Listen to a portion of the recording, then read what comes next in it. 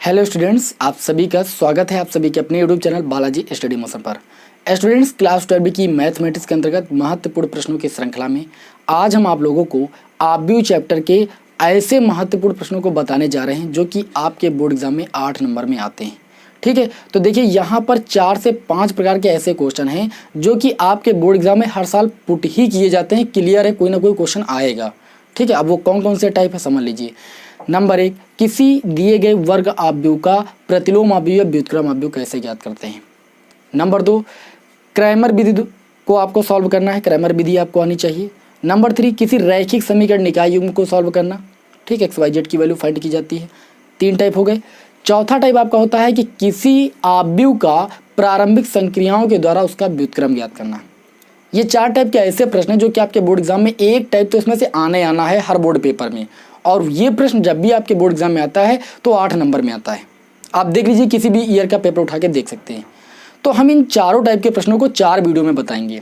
यदि आप ये चारों वीडियो देख लेते हो तो वादा है आपसे कि आपके बोर्ड एग्जाम के 8 नंबर तो कहीं नहीं जाने वाले हैं। ठीक है, तो मैं आप लोगों को पूरा तरीका बताने की कोशिश करूंगा, सिर्फ आप इन 4 वीडियो को देख लीजिए। ठीक है, लगातार आप लोगों को ये 4 वीडियो प्रोवाइड किए जाएंगे। तो आज की क्लास में हम क्या करेंगे, आप लोगों को सबसे पहले किसी दिए गए वर्ग आव्यूह का प्रतिलोम आव्यूह कैसे ज्ञात किया जाता है, आपको सिर्फ 3 स्टेप्स में मैं बताऊंगा। सवाल आपका सॉल्व हो जाएगा, 8 नंबर अभी से आपके पक्के हो जाएंगे। चलिए, टाइम को लॉस नहीं करते, अभी क्लास को हम स्टार्ट करते हैं। तो देखिए, यहाँ पर मैंने आपके सामने एक प्रश्न भी ले लिया है और ये प्रश्न आपके बोर्ड एग्जाम 2019 में पूछा जा चुका है। देखिए, अंसाल पेपर का ही प्रश्न है। यदि A = एक आपको आव्यूह दिया गया जो कि आपका वर्ग आव्यूह है, और वर्ग आव्यूह की परिभाषा सभी लोग जानते हैं, एक ऐसा आव्यूह जिसमें रो और कॉलम की संख्या आपस में इक्वल हो यानी बराबर हो, वो आपका वर्ग आव्यूह स्क्वायर मैट्रिक्स कहलाता है। तो यहाँ पर जो आव्यूह दिया गया है तो आपको इसका इनवर्स फाइंड करना है, यानी व्युत्क्रम आव्यूह या प्रतिलोम आव्यूह आपको फाइंड करना है। तो किसी दिए गए आव्यूह का हम प्रतिलोम आव्यूह कैसे फाइंड करते हैं, सबसे पहले जो आव्यूह दिया जाता है उसके हम सारणिक का मान ज्ञात करते हैं। ठीक है, सारणिक का मान कैसे ज्ञात करते हैं, जो आव्यूह होता है उसको सारणिक रूप में परिवर्तित कर देते हैं और किसी सारणिक का मान ज्ञात करने के लिए किसी रो या कॉलम के सापेक्ष प्रसार करके उसका मान ज्ञात कर लिया जाता है। ये चीज़ आप सभी को पता है। ठीक, स्टेप नंबर 1 में आपको यही करना है। स्टेप नंबर 2 में आपको क्या करना है, स्टेप नंबर 2 में आपको सह खंडों से निर्मित आव्यूह की रचना करनी है और जो आव्यूह आएगा उसका परिवर्त आव्यूह निकालना है, यानी ट्रांसपोज मैट्रिक्स आपको निकालना है। फिर जो ट्रांसपोज मैट्रिक्स होगा उसी को हम एडजॉइंट ए बोलेंगे। क्या बोलेंगे भाई, एडजॉइंट ए बोलेंगे। ठीक है, फिर ए इनवर्स फाइंड करने के लिए, यानी जो आव्यूह आपका ए माना गया है इसका इनवर्स फाइंड करने के लिए सूत्र अप्लाई करेंगे, एडजॉइंट ए अपान में माडे। माडे का मतलब आव्यूह ए के सारणिक का मान। बस इतना करना है 3 स्टेप में। तो ध्यान से देखिएगा, बहुत ही आसान है।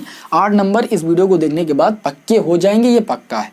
देखिए, यहाँ पर जो आव्यूह दिया गया है, सबसे पहले स्टेप में इस आव्यूह के सारणिक का मान ज्ञात करेंगे। तो सारणिक का मान ज्ञात करने के लिए इस आव्यूह को सारणी में बदल देंगे। ये हो जाएगा 1 1 3 1 3 -3 -2 -4 -4।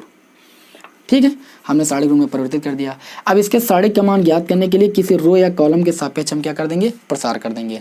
मान लीजिए कि R1 के सापेक्ष हम प्रसार कर रहे हैं। आप सभी को पता है ये R1 होती है, R2 होती है, R3 होती है। ये कॉलम है C1 C2 C3। तो R1 के सापेक्ष हम प्रसार कर रहे हैं, आप चाहें तो C1 के सापेक्ष प्रसार कर सकते हैं, इसमें कोई ऑब्जेक्शन नहीं है। तो R1 के सापेक्ष प्रसार करेंगे तो यहाँ पर आपको याद रखना है कि ये आपका प्लस होता है, ये माइनस होता है, ये आपका प्लस होता है, अल्टरनेट होता है। तो यहाँ पर हम जब 1 लेंगे तो 1 देख रहे हैं कि इस कॉलम में पड़ रहा है, इस रो में पड़ रहा है। तो जिस कॉलम और जिस रो में वो पड़ रहा है उसको हम छोड़ देंगे। तो इस कॉलम को छोड़ देंगे, इस रो को छोड़ देंगे। ऐसे यहाँ पर लाइन ड्रा करके आपको बता रहे हैं। ठीक है, तो यहाँ पर आप देख रहे हो 3 -3 -4 बचा हुआ। तो यहाँ पर ब्रेकेट लगाएंगे, यहाँ पर इसका मल्टीप्लाई इससे करेंगे, -4 और 3 का मल्टीप्लाई माइनस का 12, फिर माइनस लगता है सूत्र में। -3 -4 का मल्टीप्लाई +12 होगा आपका। ठीक है, और पहले से आपका माइनस यहाँ पर सूत्र में होता है तो ये आपका हो जाएगा 12। फिर आ जाएंगे दूसरे एलिमेंट पर। दूसरा जो आपका अवयव है वो आपका दूसरे कॉलम में पड़ा है और पहली रो में पड़ा है, इसलिए इसको A12 से नाम भी बोला जाता है। इसको A11 बोला जाता है, इसको A13 बोला जाता है, इसको A21 बोला जाता है, A22 बोला जाता है, A23 बोला जाता है। इसी प्रकार इसको A31 बोला जाता है, A32 बोला जाता है, A33 बोला जाता है। ठीक, इन्हीं को बोलते हैं सहखंड। तो अभी आपको सहखंड भी ज्ञात करने होंगे। तो यहाँ पर देखिए, हम 1 को लेंगे तो यहाँ पर माइनस होता है, पहले माइनस लगाएंगे, 1 लेंगे। फिर देखिए, अब 1 जो है वो इस रो और इस कॉलम में पड़ रहा है, तो -4 का मल्टीप्लाई 1 से हो जाएगा तो -4 हो जाएगा, माइनस सूत्र वाला लगाएंगे। -2 -3 का मल्टीप्लाई आपका प्लस का 6 हो जाएगा, माइनस सूत्र वाला, ये आपका हो गया। उसके बाद आ जाएंगे तीसरे एलिमेंट पर, तो तीसरे एलिमेंट पर आएंगे तो ये कॉलम छूटेगा आपका, तो आप प्लस लगाइए क्योंकि प्लस होता है 3। फिर देखिए -4 1 का मल्टीप्लाई -4 हो जाएगा, ठीक।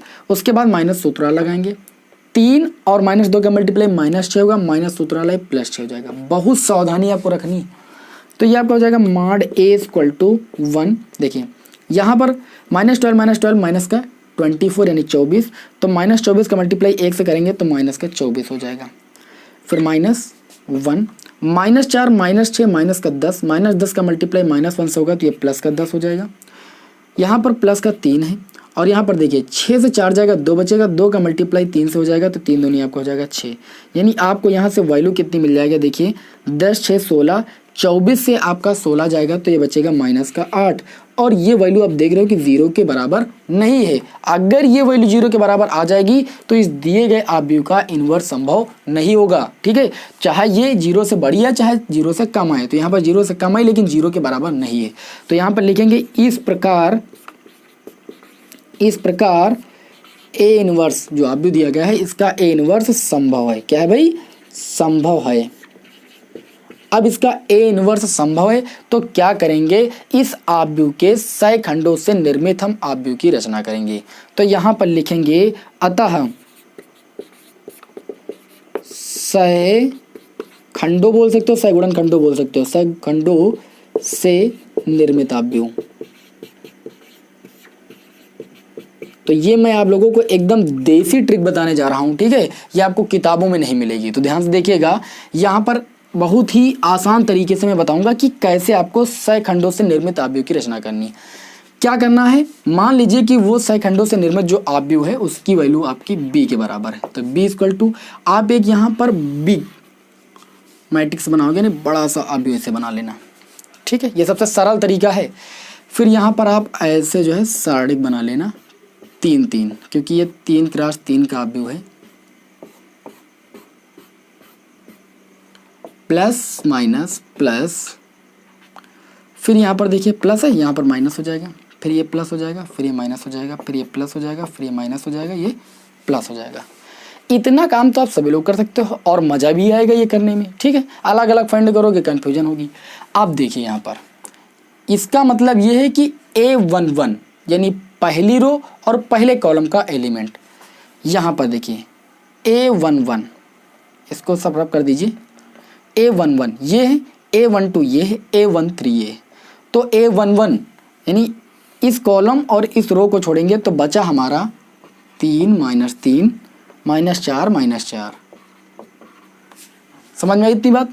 फिर आ जाएंगे हम दूसरे कॉलम पर, तो हमारा बचा 1 - 3 -2 -4, 1 - 3 -2 -4। समझ में इतनी बात।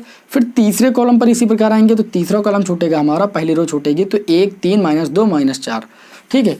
1 3 -2 -4 आ रहा है ना मजा। अब देखिए आ जाएंगे इसी प्रकार हम दूसरी रो पर, तो दूसरी रो पहला कॉलम छूटेगा 1 3 -4 -4, 1 3 -4 -4। फिर इसी प्रकार हम दूसरे कॉलम पर आ जाएंगे तो हमारा बचेगा देखिए 1 3 -2 -4, 1 3 -2 -4। इसी प्रकार हम तीसरे कॉलम पर आ जाएंगे तो 1 1 -2 -4, 1 1 -2 -4।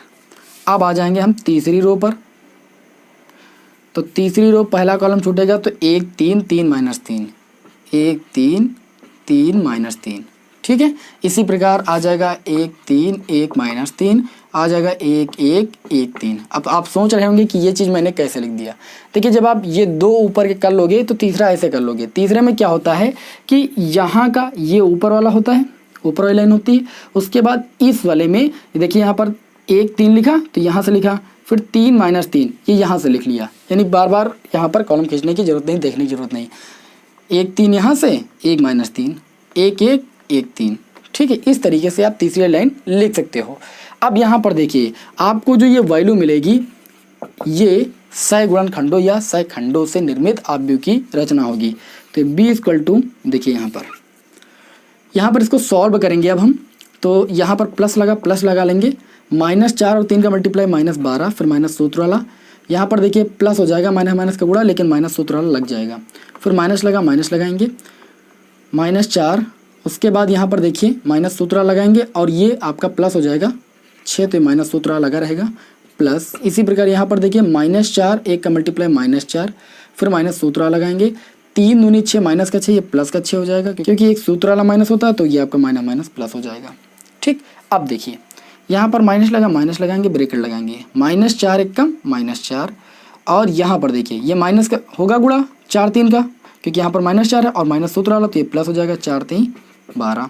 फिर यहाँ पर प्लस लगाएंगे, -4 1 कम -4, और यहाँ पर देखिए माइनस सूत्र लगाएंगे, उसके बाद यहाँ पर देखिए 3 दूनी 6, तो ये आपका होगा माइनस का 6 और माइनस सूत्र वाला ये प्लस का 6 हो जाएगा। फिर यहाँ माइनस लगाएंगे, -4 1 कम -4, फिर माइनस सूत्र वाला, इसका गुणा भी माइनस होगा तो ये प्लस हो जाएगा, 2 1 कम 2। ठीक, इसी प्रकार इसको सॉल्व कर लेंगे, प्लस -3, माइनस का 3 3 का 9, फिर माइनस 3 1 कम 3 माइनस का, और माइनस का 3 1 कम 3, फिर प्लस 3 1 कम 3 और 1 1 कम 1। इसको सॉल्व करके एक आव्यूह के रूप में लिख देंगे। तो इसको यहाँ पर अब हम रफ कर रहे हैं। ठीक है, इसको आप नोट कर सकते हो थोड़ा सा, देखिए, और याद रखना मॉड ए की वैल्यू कितनी है, क्योंकि इसकी भी ज़रूरत पड़ेगी। देखिए, तो ये आपका क्या हो जाएगा, ये आपका हो जाएगा b इक्वल टू -12 माइनस का 24, क्योंकि आगे है प्लस माइनस का गुणा माइनस होता है, -4 -6 -10, माइनस का गुणा ये आपका हो जाएगा प्लस का 10, 6 से 4 जाएगा, 2 बचेगा, 2 का गुणा प्लस से होगा तो 2 हो जाएगा। यहाँ पर देखिए 8 बचेगा, 8 का गुणा हम माइनस से करेंगे तो माइनस का 8 हो जाएगा। यहाँ पर देखिए 6 से 4 जाएगा, 2 बचेगा, 2 प्लस का आएगा, -4 + 2 -2, -2 माइनस का मल्टीप्लाई प्लस का 2 हो जाएगा। देखिए -3 -9 माइनस का जाएगा, अब प्लस से गुणा करेंगे तो फिर माइनस हो जाएगा, -3 -6 माइनस का गुणा आपका हो जाएगा प्लस का 6, 3 से 1 जाएगा आपका 2 बचेगा। इस तरीके से आपको क्या करना है, ये आव्यूह की रचना कर लेना है। इसको बोलेंगे हम सहखंडों से निर्मित आव्यूह। अब आपको क्या करना है, यहाँ पर मैं लिखे दे रहा हूँ मॉड ए की वैल्यू जो आई वो -8 आई, जिससे हम भूल ना पाए, क्योंकि हमें इसकी जरूरत पड़ेगी। अब यहाँ पर हम क्या करेंगे, हमें जो है सहखंडों से निर्मित आव्यूह मिल गया। अब इस आव्यूह का जब परिवर्त आव्यूह निकालेंगे वो आपका एडजॉइंट ए के बराबर होगा। तो यहाँ पर लिखेंगे now adjoint A equal to, ये जो बी आव्यूह है बी का परिवर्त आव्यूह, परिवर्त आव्यूह। तो एडजॉइंट ए इक्वल टू, इसका परिवर्त आव्यूह निकालेंगे। तो परिवर्त आव्यूह का मतलब जो रो है इसको कॉलम में, जो कॉलम है इसको रो में बदल दीजिए। तो ये रो है, इसको कॉलम में बदल देंगे, -24, फिर यहाँ पर 10 लिखा है, इसको यहाँ पर लिखेंगे, कॉलम में बदल रहे हैं 2 2। इस रो को भी कॉलम में बदल देंगे तो ये -8 2 2 हो जाएगा। इस रो को कॉलम में बदल देंगे, -11 6 2 हो जाएगा। ये एडजॉइंट ए की वैल्यू आपकी आ गई। आपको निकालना है ए इनवर्स। तो ए इनवर्स निकालने के लिए हम क्या करते हैं, लिखोगे तब ए इनवर्स इक्वल टू आपका होता है एडजॉइंट ए अपान में मॉड ए, होता है ना। तो एडजॉइंट ए की वैल्यू आपकी ये हो जाएगी, और मॉड ए की वैल्यू है -8, तो -8 से प्रत्येक एलिमेंट में हम डिवाइड कर देंगे। थोड़ा सा इधर रफ करेंगे, आप इसका स्क्रीनशॉट लेना चाहो तो ले सकते हो। अब देखिए यहाँ पर आगे हम क्या करेंगे, ए इनवर्स फाइंड करेंगे इस सूत्र से। तो ये आपका हो जाएगा A inverse equal to adjoint A upon में मॉड ए। ये सूत्र मैंने आपके सामने यहाँ पर लिखा है। देखिए A inverse equal to 1 upon mod A की वैल्यू आपकी आई थी -8 पुट कर देंगे। एडजॉइंट ए की वैल्यू कितनी है, यहाँ पर देखिए, यहाँ पर ए लिखना हम भूल गए थे, -24 -8 -11। ठीक है, अब यहाँ पर थोड़ी सी त्रुटि हुई है। ठीक है, ये -11 नहीं होगा, यहाँ पर -12 होगा। ठीक है, ये मुझसे थोड़ी सी गलती हुई है तो आप सही कर लेना। वैसे तो आपको लिखकर आ रहा होगा स्क्रीन पर ऊपर से कि ये 12 है। ठीक है, तो अब मैंने इसको सही कर दिया है, वो चला गया होगा। अब यहाँ पर ध्यान रखिए ये -12 है। ठीक है, और यहाँ पर हम कर देते हैं -12। ठीक है, तो इससे आपको टेंशन लेने की जरूरत नहीं, थोड़ी सी गलती हो गई थी। यहाँ पर देखिए 10 2 6, यहाँ पर लिख देंगे 10 2 6, उसके बाद 2 2 2। इस -8 जो ये आपका बटे में, इसका मतलब क्या है, इसका मतलब ये है कि ये प्रत्येक एलिमेंट के बटे में जाएगा। तो ये हो जाएगा ए इनवर्स इक्वल टू, देखिए ये -8 जब 24 के बट्टे में जाएगा तो माइनस माइनस कैंसिल होगा, 8 3 हो जाएगा 24। ये -8 जब इस -8 के बट्टे में जाएगा तो ये प्लस का 1 हो जाएगा, माइनस से माइनस कैंसिल हो जाएगा, 8 से 8 कैंसिल हो जाएगा। और जब हम -12 के बट्टे में -8 जाएगा तो देखिए 4 दूनी 8, 4 3 12, ये आपका हो जाएगा 3/2। इसी प्रकार 10 के बट्टे में जाएगा, 10 के बट्टे -8 जाएगा तो 2 पंची 10, 2 चौके 8, यानी माइनस का 5/4। 2 के बट्टे में जाएगा तो माइनस का 1/4। 6 के बट्टे में जाएगा तो आपका हो जाएगा 2 3 6, 2 चौके 8, वो भी ये माइनस का होगा क्योंकि यहाँ पर माइनस है, ठीक है। और जब इसके बट्टे में जाएगा तो माइनस का 1/4, और जब इसके बट्टे में जाएगा तो माइनस का 1/4, फिर माइनस का 1/4। और इस प्रकार दिए गए आव्यूह का व्युत्क्रम आव्यूह निकल आया या ए इनवर्स आपका निकल आया, ठीक है। तो आप सभी लोगों को एक एक स्टेप अच्छी तरीके से समझ में आ गया होगा कि किसी दिए गए आव्यूह का व्युत्क्रम आव्यूह हमें कैसे ज्ञात करना है। वैसे एक क्वेश्चन मैं इस क्लास में और लूँगा जिससे आप लोगों को कोई प्रॉब्लम ना हो, क्योंकि वो क्वेश्चन भी आपके बोर्ड एग्जाम में पूछा जा चुका है, आपके आंसर पर क्वेश्चन है। तो चलिए उस क्वेश्चन को भी बताते हैं जिससे आप लोगों का जो ये तरीका है वो एकदम मजबूत हो जाए, आप लोगों को एक एक स्टेप जो है याद हो जाए अच्छे तरीके से, ठीक है। तो चलिए इसका आप स्क्रीनशॉट ले लीजिए, बढ़ते हैं नेक्स्ट क्वेश्चन की ओर। इसी क्रम में बढ़ते हैं इस क्लास के दूसरे क्वेश्चन की ओर। दूसरा क्वेश्चन भी सेम क्वेश्चन है, ठीक है, तो भाषा थोड़ा सा चेंज हुई है।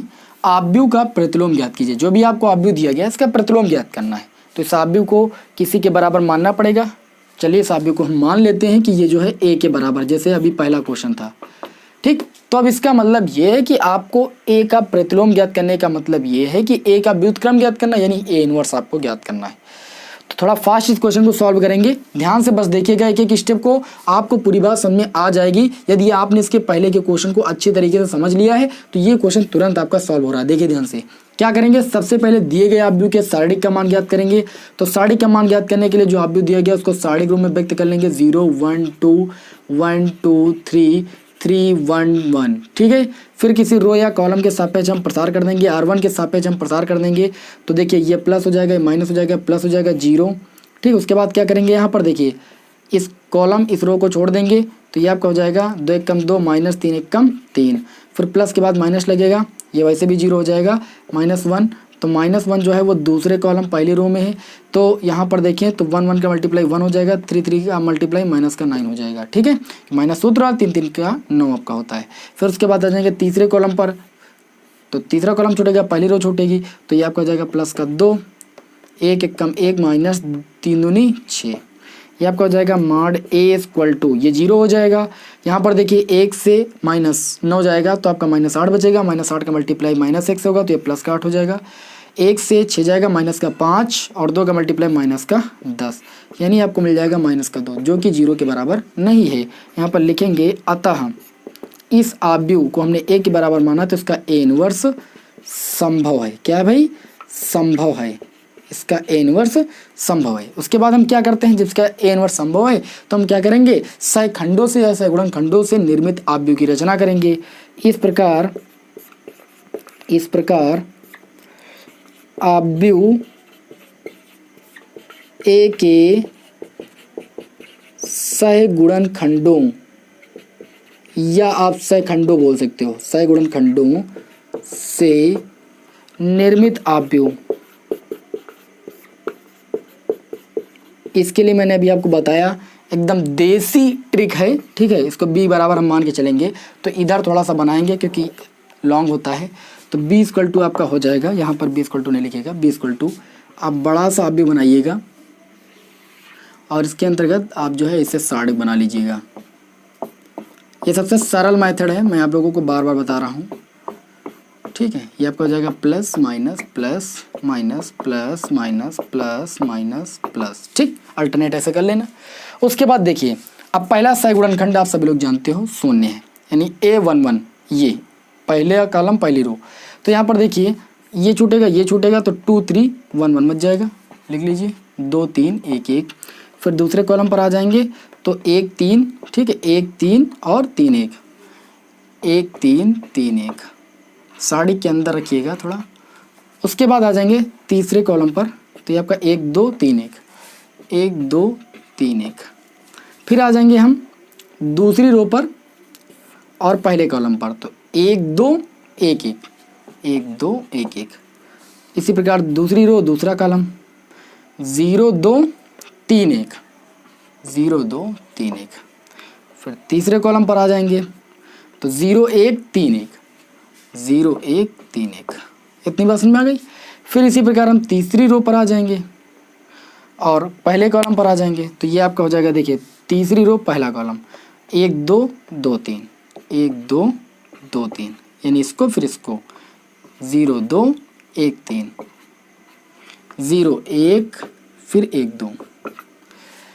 इस प्रकार क्या करेंगे, इसको सॉल्व करेंगे तो b इक्वल टू हमें मिल जाएगा। डायरेक्ट थोड़ा सॉल्व करेंगे, यहाँ पर प्लस लगा है, 2 1 कम 2 माइनस 3 1 कम 3। अरे चलो लिख लेते हैं, 2 1 कम 2 माइनस 3 1 कम 3। इतना तो लिखना ही पड़ेगा। माइनस 1 1 कम 1 3 3 का 9, फिर प्लस लगा है 1 1 कम 1 3 दूनी 6, फिर यहाँ पर माइनस लगा है 1 1 कम 1 माइनस 2 1 कम 2, फिर प्लस लगा है, ये शून्य हो जाएगा, माइनस 3 दूनी 6, फिर माइनस ये आपका हो जाएगा 0 और माइनस का 3 1 कम 3। यहाँ पर देखिए प्लस 3 1 कम 3 माइनस 2 दूनी 4, माइनस 3 0 0 2 1 कम 2, फिर प्लस 2 0 0 1 1 कम 1। अब इसको सॉल्व कर लेंगे तो हमें सगुणनखंडों से निर्मित आव्यूह मिल जाएगा। तो इधर थोड़ा सा रफ कर रहे हैं, ठीक है, इसका आप स्क्रीनशॉट ले सकते हो। तो अब चलिए आगे देखते हैं। यहाँ पर याद रखना मॉड ए की वैल्यू जो आई वो आपकी माइनस का 2 आई है, ठीक है, इसकी ज़रूरत पड़ेगी।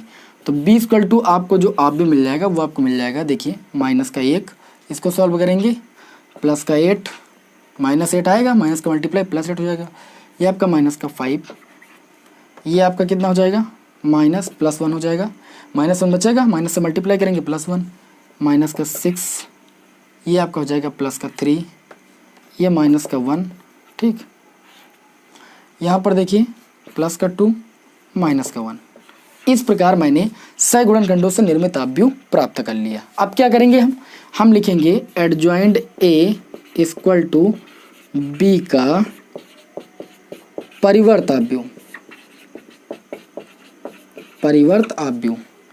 तो यहाँ से देखिए एडजॉइंट ए इक्वल टू आपको मिल जाएगा, इसका परिवर्त करेंगे तो मतलब जो है रो को कॉलम में बदल देंगे। -1 है, फिर 8 है, फिर -5, ये रो थी, इसको कॉलम बदल दिया, फिर 1 -6 3, फिर यहाँ पर देखिए -1 2 -1।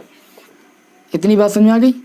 आपको क्या निकालना है तब ए इनवर्स इक्वल टू आपको सूत्र लग जाना है एडजॉइंट ए पान में सार्डिक ए, मॉड ए की वैल्यू आपको रखनी है यहाँ पर। अब देखिए इधर थोड़ा सा रफ करेंगे, ठीक, इसका भी आप स्क्रीनशॉट ले सकते हो। तो ये आपका हो जाएगा A inverse equal to adjoint A, adjoint A की वैल्यू आपके सामने 1/मॉड ए की वैल्यू कितनी थी -2, एडजॉइंट ए की वैल्यू आपकी आई है -1 1 -1, 8 -6 2, 8 -6 2, -5 3 -1, -5 3 -1, ठीक। अब ये -2 प्रत्येक एलिमेंट के बटे में जाएगा, तब ये ए इनवर्स आपको मिल जाएगा। देखिए 1/2, यहाँ पर आपका -1/2, यहाँ पर देखिए आपका प्लस का 1/2 हो जाएगा, माइनस माइनस कैंसिल हो जाएगा, ये आपका हो जाएगा -4, ये आपका हो जाएगा माइनस का माइनस माइनस कैंसिल हो जाएगा, 2 3 जा 6, यहाँ पर आपका हो जाएगा -1, है ना। फिर अगला देखिए तीसरी रो में 5/2, ये आपका हो जाएगा 3/2 भी माइनस का, और ये माइनस माइनस प्लस हो जाएगा 1/2। ये दिए गए आव्यूह का प्रतिलोम आव्यूह हो जाएगा। इस तरीके से आप लोगों ने इस क्लास में ये सीखा कि किसी दिए गए वर्ग आव्यूह का प्रतिलोम आव्यूह या व्युत्क्रम आव्यूह कैसे फाइंड किया जाता है। स्टेप समझ लिया होगा आप लोगों ने। पहले स्टेप में आपको आव्यूह के सार्डिक का मान ज्ञात करना, दूसरे आव्यूह में आपको सगुणनखंडों से निर्मित आव्यूह का मान ज्ञात करना है, और उसका परिवर्त निकालोगे तो एडजॉइंट ए की वैल्यू आपको पता चल जाएगी। फिर सूत्र लगा देना A inverse equal to adjoint A upon में मॉड ए। बस आपका क्वेश्चन सॉल्व हो गया। कितना सरल था, समझ में आ गया ना। चलिए फिर मिलेंगे आपको नेक्स्ट वीडियो में। जय हिंद, जय भारत।